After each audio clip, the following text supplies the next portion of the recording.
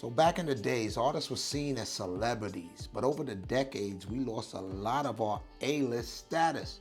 But could it be getting worse with the advent of art making AI?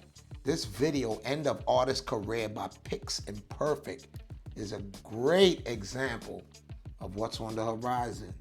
Some amazing stuff is being created. I'll put a link in the description because some believe this might be the end of graphic designers, police sketch artists, or just art making in general.